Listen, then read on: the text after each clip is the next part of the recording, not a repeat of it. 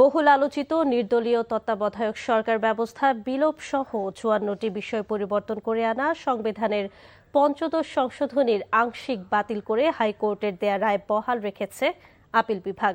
আজ প্রধান বিচারপতির নেতৃত্বাধীন ৪ সদস্যের আপিল বেঞ্চ হাইকোর্টের রায়ের বিরুদ্ধে করা আপিল খারিজ করে দিয়ে এই রায় দেন।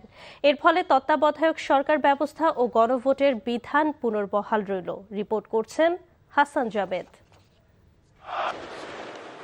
তৎকালীন আওয়ামী লীগ সরকার ২০১১ সালের ৩০ জুন তত্ত্বাবধায়ক সরকার ব্যবস্থা বাতিল করে সংবিধানের পঞ্চদশ সংশোধনী আনে। জুলাই অভ্যুত্থানের পর সেই সংশোধনী চ্যালেঞ্জ করে সুজন সম্পাদক সহ কয়েকজন ব্যক্তি হাইকোর্টে রিট করলে পঞ্চদশ সংশোধনীর ৬টি বিধানকে অবৈধ ঘোষণা করে রায় দেয় হাইকোর্ট। পরে পঞ্চদশ সংশোধনী পুরোপুরি বাতিল চেয়ে সেই রায়ের বিরুদ্ধে আপিল করা হয়। বৃহস্পতিবার হাইকোর্টের রায় বহাল রেখে তা খারিজ করে দেয় আপিল বিভাগ। আমাদের সংবিধানের নির্দলীয় তত্ত্বাবধায়ক সরকার ব্যবস্থা বাতিল করে নির্দলীয় তত্ত্বাবস্থা ফিরিয়ে আনা, গণভোটের অধিকার ফিরিয়ে আনা এবং সংবিধান এবং সুপ্রিম কোর্টের হাইকোর্ট বিভাগের যে সাংবিধানিক দায়িত্ব সেটাকে খর্ব করার যে অপচেষ্টা সেগুলোকে বাতিল কিংবা পুনঃপ্রবর্তন ফিরিয়ে আনার মাধ্যমে হাইকোর্টে রায় প্রকাশ করেন। রায়ে কিছুটা সন্তোষ প্রকাশ করলেও পুরো রায় পাওয়ার পর রিভিউর বিষয়ে সিদ্ধান্ত নেওয়ার কথা জানান বদিউল আলম মজুমদার। বহু চড়াই উতরাই পার করে আমরা আজকের এই ঐতিহাসিক দিনে আমরা উপনীত হয়েছি। আমরা পুরোপুরি যেগুলো চেয়েছিলাম পুরোপুরি সেগুলো না পেলেও অনেকগুলো গুরুত্বপূর্ণ বিষয়ে যে রায় হাইকোর্ট দিয়েছে সেটা বহাল রেখেছে, সেটা ইতিবাচক। তবে রায়কে ইতিবাচক মনে করছেন জামাতের আইনজীবী শিশির মনির। এই রায়ের ফলে সংসদের দায়িত্ব আরও বেড়ে গেল বলে মনে করেন তিনি। আপিল ডিসমিস হওয়ার মানে হলো হাইকোর্ট ডিভিশনের জাজমেন্টটা বহাল আছে। হাইকোর্ট ডিভিশনের জাজমেন্টের পূর্ণাঙ্গ কপি আমাদের কাছে আছে। সুতরাং আইন মন্ত্রণালয় বলেই আর সংসদের সামনে নতুন করে আপিলের ডিভিশনের জাজমেন্ট থেকে দেখার কিছু থাকবে না। ডিসমিস না হয়ে যদি অবজারভেশন হতো, ডিসপোজড অফ হতো, তাহলে অপেক্ষা করতে হতো। এইখানে অপেক্ষা করার কোনো দরকার আছে বলে আমি ব্যক্তিগতভাবে মনে করি। আপিল বিভাগের রায়ের ফলে সংবিধানের মৌলিক ভিত্তি নির্দলীয় তত্ত্বাবধায়ক সরকার ব্যবস্থা ফিরে এলো, একই সাথে গণভোটের বিধানও পুনর্বহাল হলো। Hasan Jabed, NTV news, Dhaka. দেশকে সবুজ বসতি হিসেবে গড়ে তোলা হবে বলে জানিয়েছেন প্রধানমন্ত্রী তারেক রহমান। সকালে রাজধানীর চীন-মৈত্রী সম্মেলন কেন্দ্রে বৃক্ষরোপণ অভিযান ও জাতীয় বৃক্ষ মেলা উদ্বোধন অনুষ্ঠানে তিনি কথা বলেন। সবুজায়নে সরকারের নানা উদ্যোগের কথা জানিয়ে প্রধানমন্ত্রী বলেন ২৫ কোটি গাছ লাগানো হবে। দেশীয় প্রজাতির গাছ লাগানোর বিষয়ে অগ্রাধিকার দেওয়ার কথাও জানান প্রধানমন্ত্রী। শুধু বনায়ন নয়, পশু পাখির জন্য নিরাপদ আবাসস্থল গড়ে তোলা হবে বলেও জানান তারেক রহমান। সবাই চেষ্টা করলে পরিবেশের বর্তমান অবস্থার পরিবর্তন সম্ভব বলে মনে করেন প্রধানমন্ত্রী তারেক রহমান। বিভিন্ন ক্যাটাগরিতে ২১ জনকে বৃক্ষরোপণ জাতীয় পুরস্কার ও পরিবেশ পদক প্রদান করা হয়। নতুন করে ২৫ কোটি গাছ রোপণের কর্মসূচি নিয়েছি। ইচ্ছে মতন যদি আমরা গাছ রোপণ করি তাহলে কিন্তু এই লক্ষ্যটা সফল হবে না। আমি ব্যক্তিগতভাবে যেটা বিশ্বাস করি যে কোন পরিবেশে, কোন মাটিতে, কি ধরনের আবহাওয়ায় কোন প্রজাতির গাছ রোপণ করা প্রয়োজন এটি সম্পর্কেও কম বেশি আমাদের একটি ধারণা থাকতে হবে এবং সেই বিষয়টিকে প্রাধান্য দিয়েই গাছগুলোকে আমাদের রোপণ করতে হবে। এবং একই সাথে নতুন বৃক্ষরোপণের ক্ষেত্রে দেশীয় প্রজাতির গাছ যেমন ঔষধি, অর্কিড, বাঁশজাতীয়, বনজ, ফলদ, অর্থকরী বা বিপন্ন প্রজাতির গাছ এইগুলোকে রোপণ করা বোধহয় খুবই দরকার। সরকারের না এই উদ্যোগগুলো যদি আমরা সফলভাবে বাস্তবায়ন করতে পারি তাহলে অবশ্যই বর্তমান এবং ভবিষ্যৎ প্রজন্মের জন্য আমরা একটি নিরাপদ, স্বাস্থ্যকর এবং সবুজ বাংলাদেশ গঠন করতে ইনশাআল্লাহ সক্ষম হব। নতুন অর্থ বছরের শুরুতে মূল্যস্ফীতি কিছুটা কমলেও এখনও তা নিম্নবিত্তের সাধ্যের বাইরে। বিবিএস এর তথ্যে 0.26% কমে জুনে মূল্যস্ফীতি দাঁড়িয়েছে 9.16%। তবে রাজধানীর বাজারে ভোক্তাদের অভিযোগ, নিত্যপণ্যের অতি দামের কারণে জীবনযাত্রা অসহনীয় হয়ে উঠেছে। আর বিশ্লেষকরা বলছেন বাজারের সিন্ডিকেট ও চাঁদাবাজি দমনে প্রশাসন আরও সক্রিয় না হলে মূল্যস্ফীতি সাধারণ মানুষকে স্বস্তি দেবে না। সেলিম মালিকের রিপোর্ট। রাজধানীর মোহাম্মদপুরের ইকবাল রোডে একটি বেসরকারি প্রতিষ্ঠানের নিরাপত্তা রক্ষীর চাকরি করেন মোহাম্মদ জিয়ারুল ইসলাম। বছরের পর বছর খাদ্যপণ্যের দাম বাড়লেও সে হারে তার বেতন বাড়েনি। তাই তো কেনাকাটায় বেশ সতর্ক তিনি। 12 ঘন্টায় 12,000 টাকা পাই, কিন্তু বাজারের যে দাম সে দামে আমরা চলতে পারতেছি না। 12,000 টাকায় কোনো কিছু হয় না। এক মাসের ভিতরে মিনিকেটের দাম প্রথমে মনে করেন গত মাসে কেজিতে 4-5 টাকা বেড়ে গেছিল, বেড়ে যায় এই মাসে আবার 2 থেকে 3 টাকা কমছে। বাংলাদেশ পরিসংখ্যান ব্যুরো BBS এর সবশেষ তথ্য বলছে, গত মে মাসের তুলনায় জুনে মূল্যস্ফীতি 9.42% থেকে নেমেছে 9.16%। সংস্থাটি বলছে, চলতি বছরের জানুয়ারি থেকে জুন পর্যন্ত এই 6 মাসে দেশে গড় মূল্যস্ফীতি ছিল 9.01%। এমন বাস্তবতায় 2026-27 অর্থ বছরে মূল্যস্ফীতি 7.5% আটকে রাখার লক্ষ্য নিয়েছে সরকার। চিনির দাম কেজিতে 4-5 টাকা বাড়ছে, কসমেটিক আইটেমগুলোর দাম 2-5 টাকা করে বাড়ছে, বরঞ্চ কিছু কিছু আইটেমের ওজনও কমাই দিছে। বাড়াবে 20 টাকা, কমাবে 5 টাকা, কমিয়ে বলবে যে আমরা জিনিসের দাম কমিয়ে দিয়েছি, কিন্তু সেটা হলে তো হবে না। 20 টাকা বাড়ায় যদি 25 টাকা কমায়, তাহলে আমরা জনগণ বুঝবো যে হ্যাঁ জিনিসপত্রের দাম কিছুটা কমছে। এদিকে গড় হিসাবে দক্ষিণ এশিয়ায় বাংলাদেশের মূল্যস্ফীতি তুলনামূলক বেশি। পরিসংখ্যান বলছে, জানুয়ারি থেকে মে পর্যন্ত ভারতে গড় মূল্যস্ফীতি 3.35%। শ্রীলঙ্কার প্রকাশ করা 4 মাসের মূল্যস্ফীতি 3.68%। নেপালের 3 মাসে 4.38%। এছাড়া গত 6 মাসে পাকিস্তানের মূল্যস্ফীতি দাঁড়িয়েছে 8.94%, যেখানে বাংলাদেশের 9.01%। মিডল ইনকামের যারা আছে তারা যেটা তাদের ইনকাম, বিশেষ করে যারা জব করে বিভিন্ন জায়গায়, তাদের ইনকাম তো বাড়েনি, ফিক্সড ইনকাম। তো সেখানে কিন্তু তাদের ওই ফিক্সড ইনকামের যে 2 বছর আগে তার যে খরচ, যে প্রাত্যহিক জীবন চালানোর জন্য যে খরচ, সেই তো 40 থেকে 50% অ্যাকচুয়ালি বেড়ে গেছে। আপনার সেই জায়গাটায় তো তার বেতন তো বাড়েনি, তো এটা অবশ্যই সেখানে ইম্প্যাক্ট পড়েছে। বিশ্লেষকরা বলছেন, দেশের বাজারে নিত্যপণ্যের অতিমূল্য কমিয়ে সাধারণ মানুষকে স্বস্তি দিতে সরকারকে নিতে হবে সমন্বিত উদ্যোগ। কোনোভাবেই যেন দৃশ্যমান অদৃশ্য কোনো ধরনের সিন্ডিকেট যেন না থাকে, এটা কঠোর হাতে নিয়ন্ত্রণ করতে হবে। বাজার নিয়ন্ত্রণ নয়, বরং সিন্ডিকেটকে নিয়ন্ত্রণ। আর দ্বিতীয় হলো যে সাপ্লাই চেনের ভিতরে কোনো রকমের আর্টিফিশিয়াল ব্যারিয়ার থাকা যাবে না। এই পুরো সিস্টেমের মধ্যে যেন কোনো ধরনের চাঁদাবাজি না থাকে, বা কোথাও যে ট্রাক থামিয়ে তো সেখানে যে উৎকোচ আদায়, সেটা হয়তো রাজনৈতিকভাবেও যেমন সহ্য করা যাবে না, একই সঙ্গে যদি আইন শৃঙ্খলা বাহিনী অবৈধভাবে কাজ করে তো সেটাও যেন কোনোভাবে সহ্য করা না হয়। খাদ্য উৎপাদন বৃদ্ধির পাশাপাশি আগাম মজুত বাড়াতে সরকারকে তৎপর হওয়ার তাগিদ দিলেন বিশ্লেষকরা। সেলিম মালিক, NTV নিউজ, ঢাকা। সংবিধানে গণভোট ও তত্ত্বাবধায়ক ফেরায় ফ্যাসিজম চিরস্থায়ী হতে পারবে না বলে মন্তব্য করেছেন আইনমন্ত্রী মোহাম্মদ আসাদুজ্জামান। আজ সচিবালয়ে সংবাদ সম্মেলনে এ কথা বলেন তিনি। গণতন্ত্রের কবর রচনা করা হয়েছিল, যে সংশোধনীগুলোর মাধ্যমে বাংলাদেশে ফ্যাসিস্টের চিরস্থায়ী বন্দোবস্ত দেওয়ার জন্য প্রক্রিয়া আনা হয়েছিল, যেগুলো নিয়ে আমরা বলেছিলাম এটা ultra virus to the constitution. Appellate division ওই একই কথা বলে দিয়েছেন, যেটা পার্লামেন্ট সিদ্ধান্ত নেবেন, আর হাইকোর্ট যেগুলো আপনার অবৈধ ডিক্লেয়ার করেছে সেগুলো বহাল রেখেছে। সুতরাং হাইকোর্টের রায় বহাল আছে, আর বাকি যেগুলো আছে সেগুলো আমরা সংবিধান সংশোধনীর মাধ্যমে যা যা পদক্ষেপ নেওয়া দরকার আমরা পার্লামেন্টের সামনে প্লেস করব এবং সেই অনুসারে করব। প্রকৃতিকে বাঁচিয়ে উন্নয়ন এগিয়ে নিতে হবে জানিয়ে প্রধানমন্ত্রী তারেক রহমান বলেছেন, পরিবেশ রক্ষায় সর্বোচ্চ কঠোর হচ্ছে সরকার। বিশ্বের 3য় বসবাসের অযোগ্য শহরের ইস্যুটিকে গুরুত্বের সাথে নেওয়ারও আহ্বান জানান তারেক রহমান।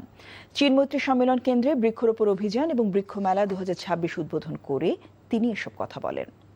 হাসান মাহমুদের রিপোর্ট। জলবায়ু পরিবর্তনের বিরূপ প্রভাব মোকাবেলার লড়াইয়ে বিশ্ব যখন লড়ছে, তেমন বাস্তবতায় জাতীয় বৃক্ষরোপণ অভিযান ও বৃক্ষমেলার উদ্বোধন করে প্রধানমন্ত্রী তারেক রহমান বললেন, আগামীর জন্য বৃক্ষরোপণ হচ্ছে বিনিয়োগ। ঘূর্ণিঝড়, বন্যা, খরা, তাপপ্রবাহ কিংবা দাবদাহ, নদী ভাঙন, লবণাক্ততা আমাদের কৃষি, স্বাস্থ্য, অর্থনীতি, সর্বোপরি জনজীবনকে প্রতিদিন চ্যালেঞ্জের মুখে আমাদেরকে ফেলে দিচ্ছে। এই বাস্তবতায় বর্তমান সরকার পরিবেশকে কোনো আলাদা খাত হিসাবে নয়, বরং জাতীয় উন্নয়নের অন্যতম ভিত্তি হিসেবে বিবেচনা করছি। আমরা পৃথিবীর বসবাস অযোগ্য 3য় শহর হিসেবে ঢাকার অবস্থান শীর্ষক প্রতিবেদনের প্রসঙ্গ টেনে প্রধানমন্ত্রী বলেন, বিষয়টি গুরুত্বের সাথে নিতে হবে সবাইকে। বিশ্বে বসবাসের অযোগ্য শহরের তালিকায় 3য় স্থানে বাংলাদেশের রাজধানী ঢাকা। আজকে আমরা এখানে পরিবেশ নিয়ে কথা বলতে এসেছি। আমার মনে হয় এই বিষয়টি নিয়ে আমাদের সকলের সিরিয়াসলি না, ভেরি ভেরি সিরিয়াসলি বোধহয় চিন্তা করার সময় চলে এসেছে। পাহাড় কাটা ও বন্য প্রাণী নিধন রোধ, নদী রক্ষা সহ পরিবেশ রক্ষায় সরকার নানা পদক্ষেপ নিচ্ছে জানিয়ে প্রধানমন্ত্রী বলেন, প্রকৃতির সাথে সম্পর্ক রেখে এগিয়ে নিতে হবে উন্নয়নকে। সকল জীব এবং মাটি, পানি, বায়ু, জড় পরিবেশ সবকিছু যাতে স্বাভাবিকভাবে মিলেমিশে থাকতে পারে, বনায়নের মাধ্যমে, ফরেস্টেশনের মাধ্যমে এরকম একটা ইকোসিস্টেম বজায় এবং বহাল রাখায় আমরা চেষ্টা করছি। এদিন বৃক্ষরোপণ জাতীয় পুরস্কার ও পরিবেশ পদক 2025 প্রদান এবং সামাজিক বনায়নের অংশীজনদের লভ্যাংশের চেক বিতরণ করেন প্রধানমন্ত্রী। সরকারি এই অনুষ্ঠানের কোনো পোস্টার, ব্যানার কিংবা কোথাও প্রধানমন্ত্রীর ছবি রাখা হয়নি।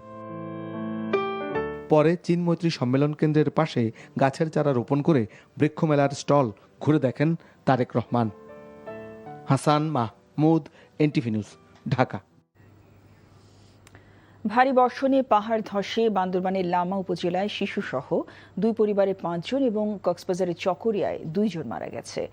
বান্দরবানে কেরানীহাট সড়ক তলিয়ে যাওয়ায় বান্দরবানের সাথে চট্টগ্রাম সহ সারা দেশের সড়ক যোগাযোগ বন্ধ রয়েছে। এদিকে নদ নদীর পানি বেড়ে অনেক গ্রামে পানি ঢুকে পড়ায় দুর্ভোগে হাওড়ে জনজীবন।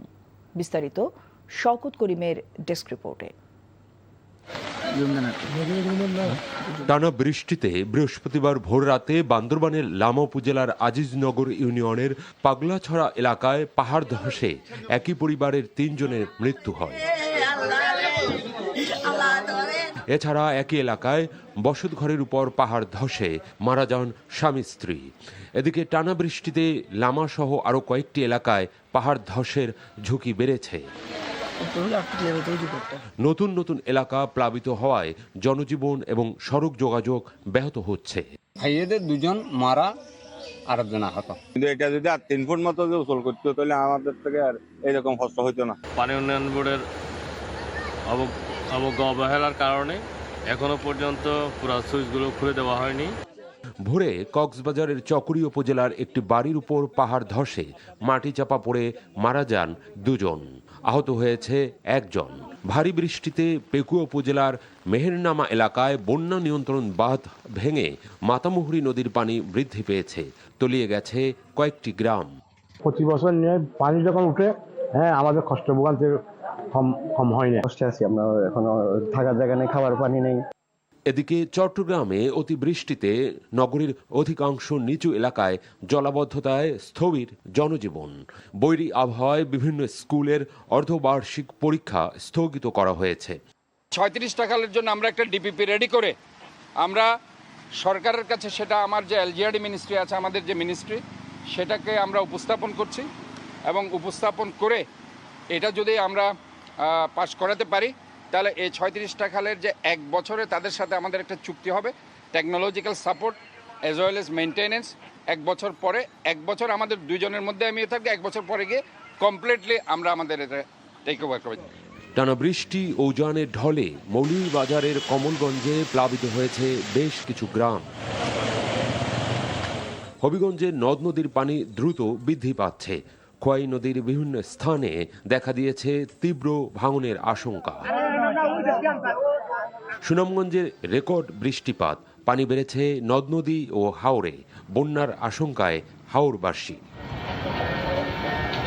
শওকত করিম, এনটিভি নিউজ ডেস্ক। দেশকে এগিয়ে নিতে প্রধানমন্ত্রী তারেক রহমানের নিরন্তর চেষ্টাকে যেন কেউ বাধাগ্রস্ত করতে না পারে সেদিকে দেশবাসীকে সতর্ক দৃষ্টি রাখার আহ্বান জানিয়েছেন প্রধানমন্ত্রী উপদেষ্টা এবং বিএনপির সিনিয়র যুগ্ম মহাসচিব রুহুল কবির রিজভী। সকালে নয়াপল্টনে বিএনপির কেন্দ্রীয় কার্যালয়ে সাংবাদিকদের সাথে আলাপকালে তিনি এই আহ্বান জানান। হিন্দু সম্প্রদায়ের রথযাত্রাকে নির্বিঘ্ন এবং উৎসব মুখর করতে নিরাপত্তা নিশ্চিতে সারা দেশে দলীয় নেতাকর্মীদের নির্দেশ দেওয়া হয়েছে বলেও জানান রিজভী।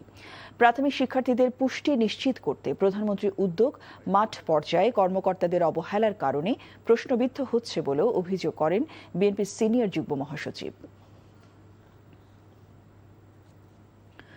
অগণিত দর্শকের আশা আর ভালোবাসা নিয়ে 23টি বছর পার করে 24-এ পা রাখল এনটিভি। সারা দেশে জমকালো আয়োজনে পালিত হয়েছে এনটিভির জন্মদিন। বিস্তারিত জীবন আহমেদের ডেস্ক রিপোর্টে। কোনো দল বা গোষ্ঠী নয়, জনগণের মুখপাত্র হয়ে বস্তুনিষ্ঠ সংবাদ প্রচার করে এগিয়ে চলছে এনটিভি। তাই তো শত প্রতিকূলতা পেরিয়ে 23 বছর পার করল দর্শক নন্দিত চ্যানেল এনটিভি। ময়মনসিংহে নানা আয়োজনে উদযাপিত হয়েছে এনটিভির 24 বছর পদার্পণ অনুষ্ঠান। ময়মনসিংহ প্রেস ক্লাবে আয়োজিত অনুষ্ঠানমালায় নানা শ্রেণীর পেশার মানুষ এনটিভির বর্ষপূর্তিতে ফুলেল শুভেচ্ছা জানান। সিটি কর্পোরেশনের প্রশাসক রুকনুজ্জামান রুকন, পুলিশ সুপার মোহাম্মদ কামরুল হাসান, অতিরিক্ত জেলা ম্যাজিস্ট্রেট আসাদুজ্জামান অনুষ্ঠানে উপস্থিত ছিলেন। সিরাজগঞ্জে জমকালো আয়োজনে পালিত হয়েছে এনটিভির জন্মদিন। প্রেস ক্লাব হলরুমে কেক কাটা অনুষ্ঠানে উপস্থিত ছিলেন বিএনপির কেন্দ্রীয় নির্বাহী কমিটির সদস্য সাইদুর রহমান বাচ্চু সহ বিভিন্ন রাজনীতি ও সামাজিক সংগঠনের নেতারা। শেরপুরে আনন্দঘন পরিবেশে উদযাপিত হয়েছে এনটিভির প্রতিষ্ঠাবার্ষিকী। প্রেস ক্লাব মিলনায়তনে এনটিভির প্রতিষ্ঠাবার্ষিক উপলক্ষে আলোচনা সভা শেষে কেক কাটা হয়। নানা শ্রেণী পেশার মানুষ এনটিভিকে শুভেচ্ছা জানিয়ে তার উত্তরোত্তর সাফল্য কামনা করেন। কেক কাটা আলোচনা সভা বর্ণাঢ্য আয়োজনে খাগড়াছড়িতে এনটিভির জন্মদিন পালিত হয়েছে। প্রেস ক্লাব মিলনায়তনে প্রতিষ্ঠাবার্ষিকীর কেক কাটেন জেলা প্রশাসক আনোয়ার সাদ। পটুয়াখালীতে অন্যরকমভাবে পালিত হয়েছে এনটিভির প্রতিষ্ঠাবার্ষিকী। জেলার দক্ষিণবঙ্গ বৃদ্ধাশ্রমের প্রবীণদের সাথে নিয়ে কেক কেটে দিনটি উদযাপন করা হয়। জামালপুরে এনটিভির 24 বছর পদার্পণ উপলক্ষে আলোচনা সভা ও কেক কাটা হয়। জেলা প্রেস ক্লাব মিলনায়তনে অনুষ্ঠানে নানা শ্রেণী পেশার মানুষ উপস্থিত ছিলেন। কেক কাটা আলোচনা সভা ও বর্ণাঢ্য র্যালির মধ্য দিয়ে হিলিতে পালিত হয়েছে এনটিভির 24 বছর পদার্পণ অনুষ্ঠান। জীবন আহমেদ, এনটিভি নিউজ ডেস্ক। নাটোরের সিংড়ায় টানা বর্ষণে আত্রাই নদীর শহর রক্ষা বাঁধের ওয়াকওয়ে ধসে গেছে। এর ফলে নদী তীরবর্তী বাসিন্দারা পড়েছেন ভোগান্তিতে।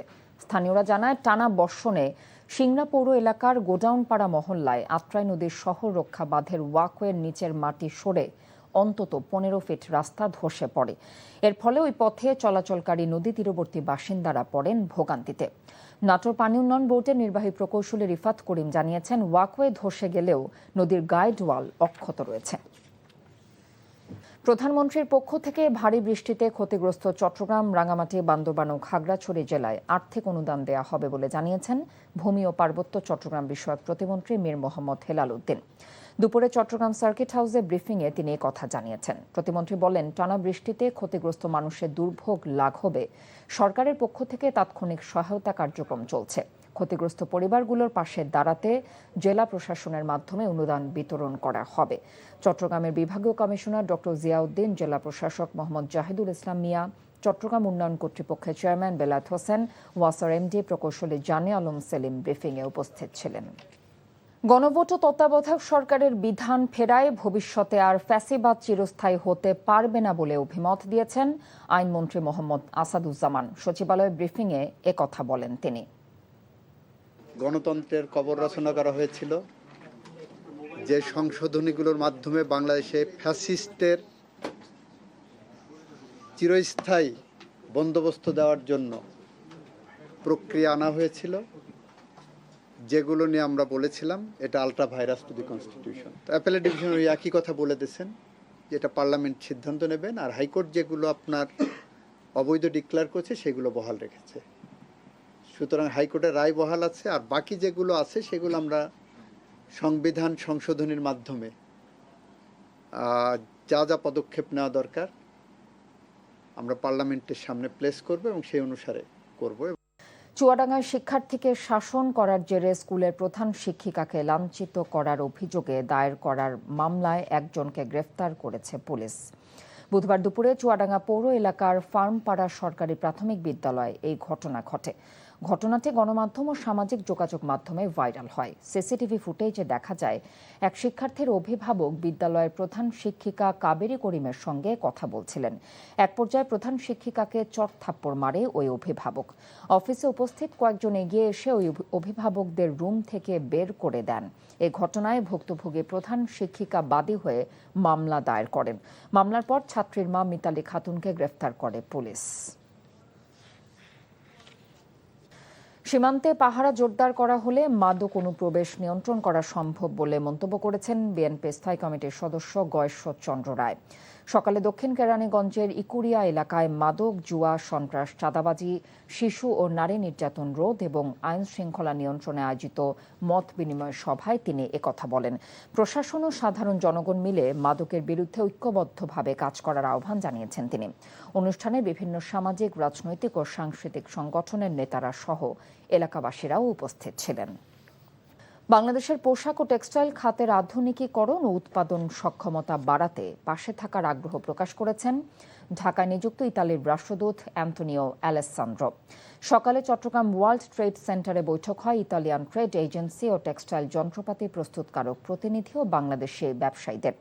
চেম্বার সভাপতি আমিরুল হকের সভাপতিত্বে বৈঠকে আরও উপস্থিত ছিলেন ইতালির অনারারি কনসাল মির্জা সালমান ইস্পাহানি। বৈঠকে ইতালির রাষ্ট্রদূত জানিয়েছেন, বাংলাদেশ থেকে ইতালিতে $1.5 বিলিয়ন বেশি পণ্য রপ্তানি হলেও আমদানি পরিমাণ 1/3। টেক্সটাইল খাতে অত্যাধুনিক যন্ত্রপাতি দিয়ে এই বাণিজ্য ঘাটতি কমানো যেতে পারে বলে মনে করেন রাষ্ট্রদূত। বেতন ভাতার দাবিতে বগুড়ায় বাংলাদেশ প্রাণী সম্পদ অধিদপ্তরের AI টেকনিশিয়ানরা মানববন্ধন করেছে। সকালে শহরের নিশিন্দারা জেলা কৃত্রিম প্রজনন কেন্দ্রের সামনে এই মানববন্ধন অনুষ্ঠিত হয়। বক্তারা বলেন, দীর্ঘদিন বিনা বেতনে কাজ করে যাচ্ছেন, এতে পরিবার পরিজন নিয়ে মানবেতর জীবনযাপন করতে হচ্ছে তাদের। দাবি বাস্তবায়ন না হওয়া পর্যন্ত অনির্দিষ্টকালের কর্মবিরতির ঘোষণা দেয়া হয়েছে। কুমিল্লার গোমতী নদীর দুপারে অবৈধ স্থাপনা উচ্ছেদ অভিযান শুরু করেছে পানি উন্নয়ন বোর্ড। সকালে কুমিল্লা আদর্শ সদর উপজেলার ঝাঁকুনিপাড়া এলাকা থেকে অভিযান শুরু হয়। অভিযান চলাকালে 60টির বেশি স্থাপনা উচ্ছেদ করা হয়। অভিযানে নেতৃত্ব দিয়েছেন সদর উপজেলার সহকারী কমিশনার মাসিয়াত আক্তার এবং কুমিল্লা পানি উন্নয়ন বোর্ডের উপবিভাগীয় প্রকৌশলী মোহাম্মদ আশরাফুজ্জামান খান। পানি উন্নয়ন বোর্ডের প্রস্তুত করা তালিকা অনুযায়ী মোট 149টি অবৈধ স্থাপনা উচ্ছেদের পরিকল্পনা রয়েছে। পাহাড় ধসে প্রাণহানি ঠেকাতে পাহাড়ের নিচে ও ঝুঁকিপূর্ণ স্থানে বসবাসকারীদের নিরাপদ জায়গায় সরিয়ে বাসস্থান তৈরি করে দেবার কথা জানিয়েছেন দুর্যোগ ব্যবস্থাপনা ও ত্রাণমন্ত্রী আসাদুল হাবিব দুলু। সরকারি এই উদ্যোগে সহায়তার জন্য সংশ্লিষ্ট এলাকার সংসদ সদস্যদের এগিয়ে আসারও আহ্বান জানান তিনি। সংসদে কথা জানান মন্ত্রী, বলেন, চট্টগ্রাম, কক্সবাজার, রাঙ্গামাটি, বান্দরবান সহ বিভিন্ন পাহাড়ি এলাকায় সম্প্রতি পাহাড় ধসের কারণে বেশ কিছু প্রাণহানি ঘটেছে। এসব এলাকায় ইতিমধ্যে বিপুল সংখ্যক আশ্রয়কেন্দ্র চালুও করা হয়েছে। আশ্রিতদের জন্য সুপেয় পানি, স্যানিটেশন, খাবারের পর্যাপ্ত ব্যবস্থা করা হয়েছে। ভবিষ্যতে যেন পাহাড় ধসে আরও একটি প্রাণহানি না হয় সেজন্য সংশ্লিষ্ট সবাইকে সম্মিলিতভাবে কাজ করার আহ্বান জানান তিনি। পাহাড় ধসে যে প্রতি বছর এখানে মৃত্যু সংঘটিত হচ্ছে, যারা পাহাড়ে বসবাস করে, পাহাড়ের নিচে বসবাস করে, আমাদের অনেক পরিত্যক্ত জমি রয়েছে, খাস জমি রয়েছে, আমাদের মন্ত্রণালয়ে মজাহারের জমি রয়েছে। আপনারা যদি সংসদ সদস্যবৃন্দ ওখানে এই সচেতনামূলক কাজটা করে দেন, তাহলে আমরা তাদেরকে নিরাপদ জায়গায় আমরা তাদের আশ্রয় কেন্দ্র বা বাড়ি বানিয়ে দিতে চাচ্ছি। সুতরাং আমি আশা করি মাননীয় সংসদ সদস্যবৃন্দ ওই অঞ্চলে যারা রয়েছেন তারা এই ব্যাপারে যদি আমাদেরকে সহযোগিতা প্রদান করেন, তাহলে ভবিষ্যতে যাতে পাহাড় ধসে মানুষের মৃত্যু সংঘটিত না হয়। ত্রয়োদশ সংসদ নির্বাচনে চট্টগ্রাম 2 আসনে বিজয়ী বিএনপির সরওয়ার আলমগীরের প্রার্থিতা বৈধ ঘোষণা করে রায় দিয়েছে হাইকোর্ট। সকালে বিচারপতি ফাহমিদা কাদের ও বিচারপতি মোহাম্মদ আসিফ হাসানের সমন্বয়ে দ্বৈত বেঞ্চ এ রায় দেয়। ফলে সংসদ সদস্যের শপথ নিতে কোনো আইনি বাধা নেই বলে জানিয়েছেন তার আইনজীবী। সরওয়ার আলমগীরের প্রার্থিতার রিটার্নিং কর্মকর্তা বৈধ ঘোষণার পর জামায়াতের মোহাম্মদ নুরুল আমিনের আনা ঋণ খেলাপির অভিযোগে প্রার্থিতা বাতিল করে নির্বাচন কমিশন। এর বিরুদ্ধে সরওয়ার আলমগীর রিট করলে হাইকোর্ট নির্বাচন কমিশনের ওই আদেশ স্থগিত করে তাকে নির্বাচনে অংশগ্রহণের সুযোগ দিয়ে রুল জারি করে। হাইকোর্টের ওই আদেশের বিরুদ্ধে নুরুল আমিনের লিভ টু আপিল মঞ্জুর করে আপিল বিভাগ। এতে নির্বাচনে অংশগ্রহণের সুযোগ পেলেও আপিল নিষ্পত্তি না হওয়া পর্যন্ত সরওয়ারের নির্বাচনের ফল স্থগিত হয়ে যায়। এদিকে আজ আপিলের রায়ের পর সরওয়ার আলমগীরকে বিজয়ী ঘোষণা করে গেজেট প্রকাশ করেছে নির্বাচন কমিশন। গণভোটের বিষয়ে বিএনপির রাজনৈতিক অবস্থানের দায় দলটিকে আগামী শতাব্দী ধরে বহন করতে হবে, এ মন্তব্য করেছেন আন্তর্জাতিক অপরাধ ট্রাইব্যুনালের সাবেক chief prosecutor advocate Tajul Islam. July গণঅভ্যুত্থানের দ্বিতীয় বার্ষিক উপলক্ষে আমার বাংলাদেশ পার্টি আয়োজিত আলোচনা সভায় তিনি মন্তব্য করেন। এ সময় জামায়াতের সহকারী সেক্রেটারি জেনারেল হামিদুর রহমান আজাদ বলেন, গণভোটের রায় উপেক্ষা করে প্রকৃত গণতন্ত্র প্রতিষ্ঠা সম্ভব নয়। এদিকে ভোট কারচুপির কথা বলে জামায়াত ইসলামী স্বৈরাচারকে খুশি করছে এবং গণতন্ত্রকে প্রশ্নবিদ্ধ করছে বলে অভিযোগ করেছেন বিএনপির ভাইস চেয়ারম্যান আসাদুজ্জামান রিপন।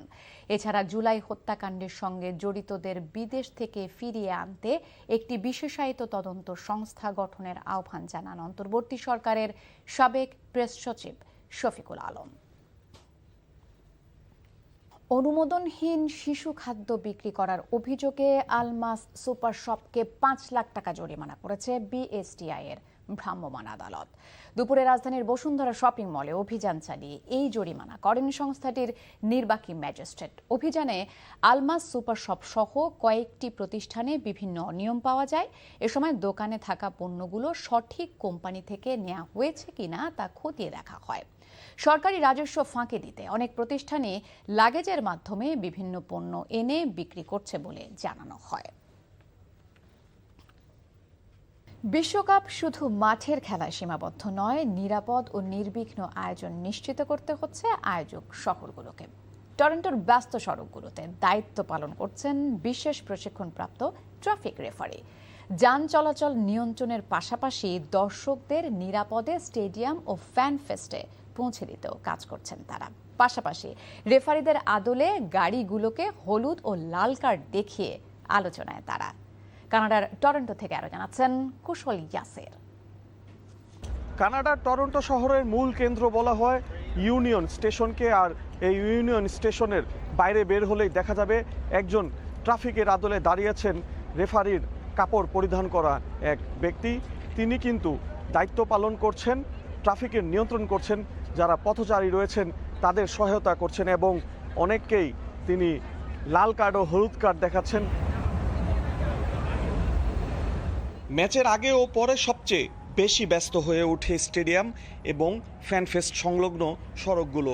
এ সময় ট্রাফিক রেফারিরা গাড়ির গতি নিয়ন্ত্রণ, রাস্তা পারাপারে সহায়তা এবং জরুরি যানবাহনের জন্য করিডোর সচল রাখতে দায়িত্ব পালন করেন। আমরা খুবই হ্যাপি যে টরন্টো এবার ওয়ার্ল্ড কাপের ফিফা ওয়ার্ল্ড কাপের আয়োজন করেছে। আমরা খুবই happy. All the people, traveling from all over the world to come to Canada just to experience our culture, our way of life and stuff like that. Toronto traffic বিভাগের সঙ্গে সমন্বয় করে কাজ করছেন এসব ট্রাফিক রেফারি। তবে মাঠের মতো হলুদ ও লাল কার্ড ফুটবল প্রেমীদের বিনোদনের কারণ হয়ে দাঁড়িয়েছে। Well, it's an honor that our city is hosting the World Cup, and he's doing a great job helping the traffic for sure. I think it's beautiful. It's amazing. Cars here always breaking traffic rules. It's an entertaining way, and people are learning. বিশ্বকাপের মতো বৈশ্বিক আয়োজন সফল করতে মাঠের বাইরেও হাজারো মানুষের নিরলস পরিশ্রম থাকে। টরন্টোর ট্রাফিক রেফারিরাও সেই অদৃশ্য নায়কদের একজন। 48 দলের বিশ্বকাপে মোট ম্যাচের সংখ্যা 104টি। সব মিলিয়ে 13টি ম্যাচ আয়োজন করেছে কানাডা। ভ্যাঙ্কুভার ও টরন্টো দেখিয়ে দিয়েছে বিশ্বকাপের আয়োজন কিভাবে করতে হয়। Kushal Yasir, NTV news, Toronto, Canada.